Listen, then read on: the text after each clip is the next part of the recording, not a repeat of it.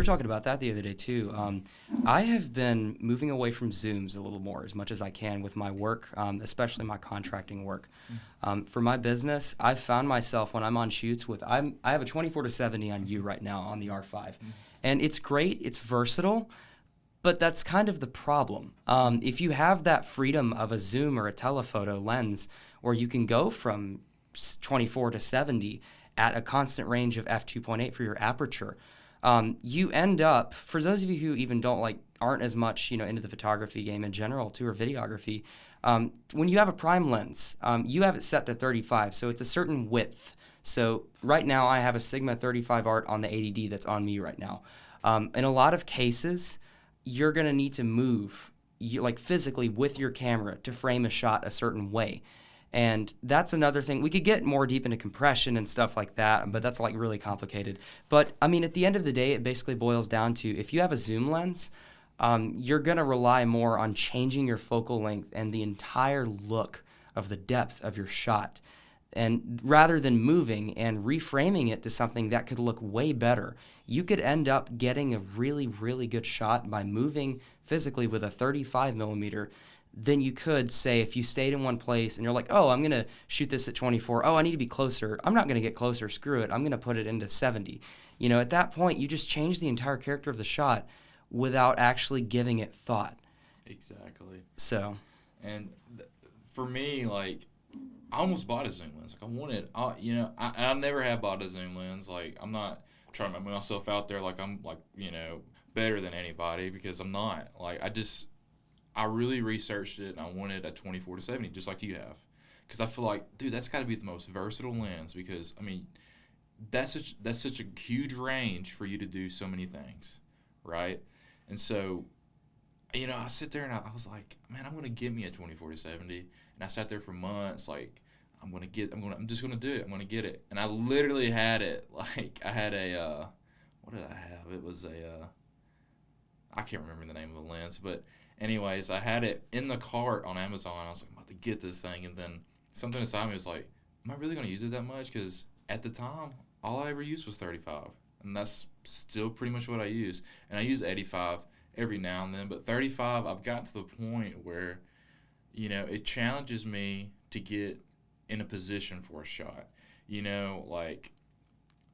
to make for instance, to make someone look powerful, or to make somebody to look more, I don't know, I'm trying to think of the word, to look more bigger than themselves, I guess, is shooting at an angle down below and doing it with a 35 millimeter, and it's fixed, and all you got to do is look down and pull, especially if you have a camera that has a flip screen. A flip screen, and you really can do that with a zoom lens, because for one, to get it to set just like a prime lens does, and to have the quality as a prime lens would at that distance, would be harder.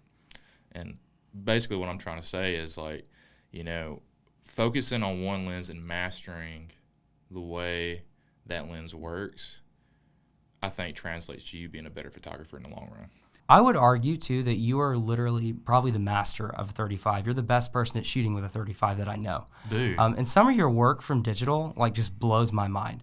That with 35, and you shoot with, you don't shoot with a really expensive lens either. Mm-hmm. Just, back to the gear argument, you shoot with a Sony 35 1.8, right? Yeah, that runs $399. It's compared to a lot of lenses, that's super, that's used, it's even cheaper. Yeah. And so, with that being said, the 35, I don't know, one of my favorite photographers, which is Forrest Mankins. And Forrest is this guy that's out of Montana, and he's just shooting. He's such a natural shooter. And that, I wanted to mimic that. He was one of the people, I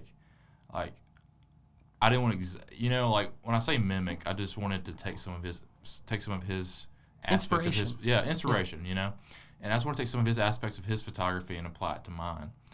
And he shot with a 35, and I didn't know that. I had been shooting with a 35 for a while, and then I found out about Forrest Mankins, and he was shooting with a 35, and I was like, well, crap, me and him are similar in that way, because I was, drawn to his photography. I was like, man, because, I was looking at some of his pictures, I was like, man, I can see myself taking that. I can see myself doing that. And it was funny that his favorite focal length was 35. and mine happened to be the same. And so like ever since then, I was like, man, this guy's awesome. And so like I've been keeping up with all his stuff for a while now. But talking about 35, you know, it's like I think they say that's the lens that's closest to the human eye. Mm-hmm. And so that's another reason I was kind of drawn to it and buying it in the first place, because I wanted, as simple as it sounds, I just wanted to shoot what I saw, you know. It looks like a perspective. Yeah. And so with all my shots and stuff, it's always challenged me how to frame my shots. Always, you know, am I going to put this in front of my shot to make it appear like I'm further away? Am I going to do this or that?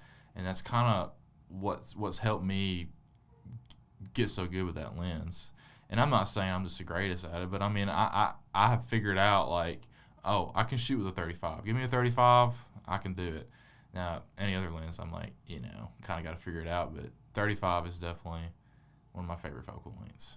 Yeah, when you get confident with a focal length and you are able to deliver, if you can say, I know for a fact I can get that shot, then you've mastered a lens, especially with that. I would highly recommend, because I started on a Canon Rebel T7i. I bought it new the first week it was available. Really? And I had it. I love that camera.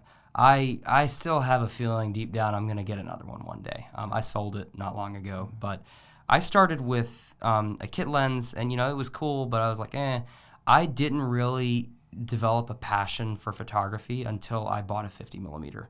I actually used my mother's first, and she had a 50 millimeter 1.8 STM for Canon, and I put that on my camera. I'm like, holy crap. Yeah, it's game changing. The first time, and that's the thing with primes, it's different from zooms too. Primes tend to have a lower aperture, and you can get more of that depth of field, that bokeh that so many people talk about, and that sharpness too.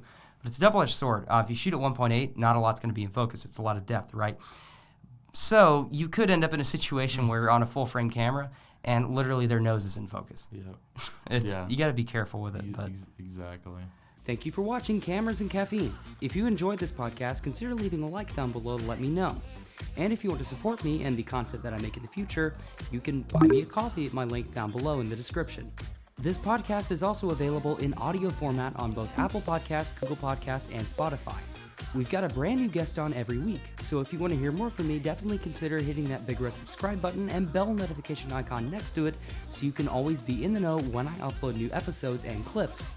And as always, see you in the next one.